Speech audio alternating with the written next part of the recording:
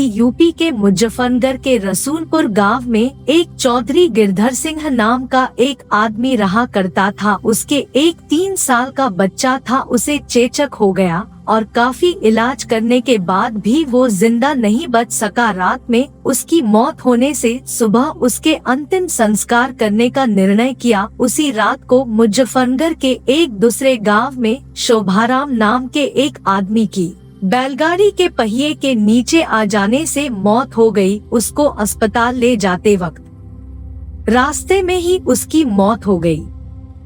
मृतक के घर वालों ने उसका दाह संस्कार कर दिया। दूसरी तरफ जब रसूलपुर में उस मृत बच्चे को दफन करने के लिए जंगल जाने लगे, अचानक रास्ते में उसके शरीर में हलचल हुई और वो उठकर खड़ा हो गया। लोग ये देखकर दंग रह गए, लेकिन बाद में उसको जिंदा देखकर सभी खुश हो गए। लेकिन लोगों को ये पता नहीं था कि उस बच्चे के शरीर को किसी और की आत्मा ने जकड़ रखा था। उस 3 साल के बच्चे में 23 साल के शोभाराम की आत्मा घुस चुकी थी। वो अलग जगह पर आकर बहुत परेशान हो रहा था और खाना खाने से मना कर रहा था, लेकिन बड़ी मुश्किल से समझाकर उसको खाने के लिए राजी किया। एक दिन वो बच्चा अपनी माँ के साथ उसके ननिहाल जा रहा था कि अचानक रास्ते में वो जगह आई जहाँ शोभाराम की मौत हुई थी।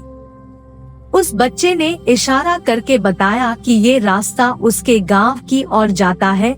उसकी माँ उसकी बातों को अनसुना कर उसके ननिहाल चली गई। उसके ननिहाल में आत्माराम के गांव का एक आदमी जगन्नाथ किसी काम से आया। आत्माराम की आत्मा ने उसको पहचान कर उसे आवाज लगाई। जगन्नाथ को बच्चे के मुंह से अपना नाम सुनकर अचंभा हुआ। जगन्नाथ के पूछने पर उस बच्चे ने उसका पूरा इतिहास बता दिया और बोला कि मेरी मौत से पहले ही तुम लोगों ने मुझे जला दिया और इस बच्चे के खाली शरीर को देखकर इसमें रहने लग गया। जब जगन्नाथ ने ये बात अपने गांव में बताई तो उसके पूरे परिवार के आत्माराम से मिलने चल दिए। उस बच्चे ने सबको पहचान लिया और वो उनके साथ उसके गांव चल दिया और उसने वापस रसूलपुर आने से मना कर दिया, लेकिन लोगों के समझाने पर मान गया। इस तरह वो 2 परिवारों को साथ लेकर चलता रहा। इस कहानी